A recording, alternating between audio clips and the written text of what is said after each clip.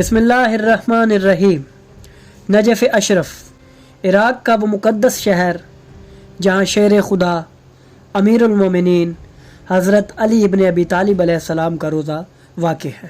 آج کے دور میں بھی عشق و ولایت کا مرکز اور زائرین کے دلوں کی دھڑکن بنا ہوا ہے۔ 2025 کے موقع پر اس شہر نے ایک بے مثال تاریخی ریکارڈ قائم کیا۔ صرف 1 گھنٹے میں 40 طیاروں کی لینڈنگ اور روزانہ 150 سے زائد فلائٹس کا مختلف ممالک سے نجف پہنچنا۔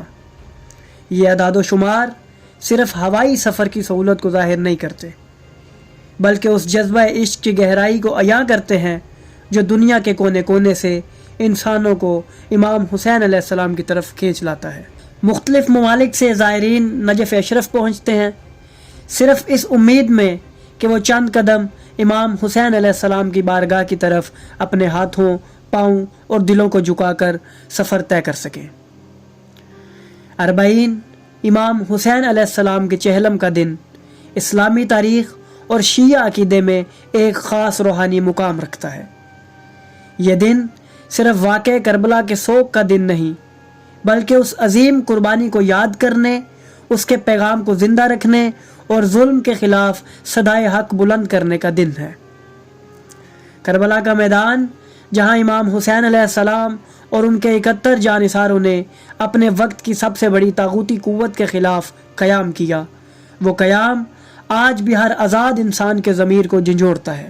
اسی قیام کی یاد میں ہر سال کروڑوں زائرین نجف سے کربلا تک تقریباً 80 کلومیٹر طویل سفر پیدل طے کرتے ہیں، جسے 40 واک یا مشی کہا جاتا ہے۔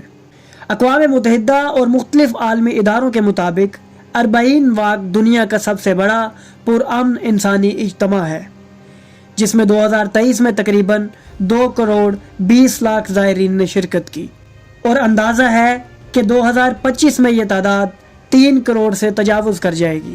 ناظرین، یہ واک کوئی معمولی سفر نہیں ہوتا۔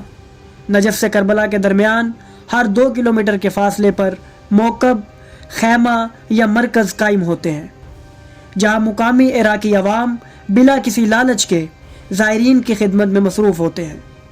یہ موکب کھانے، پانی، آرام، طبی امداد، موبائل چارجنگ، بچوں کی نگہداشت، حتیٰ کہ جوتے پالش کرنے تک کی سہولیات فراہم کرتے ہیں۔ خاص بات یہ ہے کہ یہ سب بغیر کسی حکومتی یا NGO کی سپورٹ کے کیا جاتا ہے، صرف اور صرف امام حسین علیہ السلام کی محبت میں۔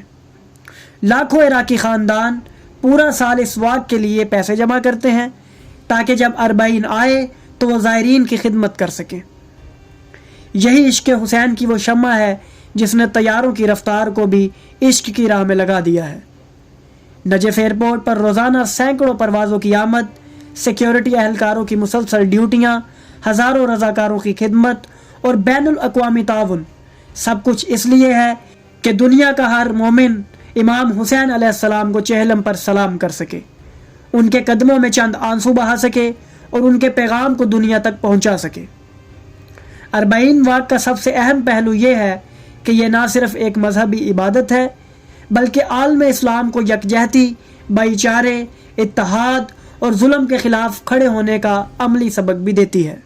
ہر رنگ، نسل، فرقے اور قوم کے لوگ اس واک میں شریک ہوتے ہیں اور دنیا کو یہ پیغام دیتے ہیں کہ امام حسین علیہ السلام صرف شیعہ یا مسلمان ہی کے نہیں، بلکہ پوری انسانیت کے امام ہیں۔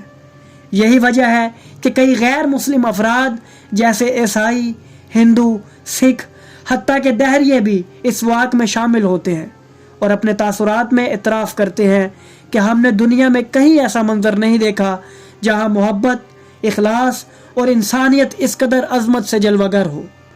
40 کی یہ روحانی تحریک اس بات کی علامت ہے کہ کربلا کا پیغام آج بھی زندہ ہے، ظلم آج بھی ہارا ہوا ہے اور حق ہمیشہ غالب رہے گا۔ نجف اشرف کی فضاؤں میں طیاروں کا گونجنا، زائرین کے قافلوں کا زمین پر بچھ جانا، کربلا کے افق پر امام حسین علیہ السلام کے علم کا لہرانا، یہ سب عشق کے وہ مناظر ہیں جنہیں نہ وقت مٹا سکتا ہے نہ تاریخ۔ 40 صرف یاد نہیں، عہد ہے، وہ عہد جو ہر زبان سے نکلتا ہے، یا حسین ہم حاضر ہیں، یا حسین ہم حاضر ہیں۔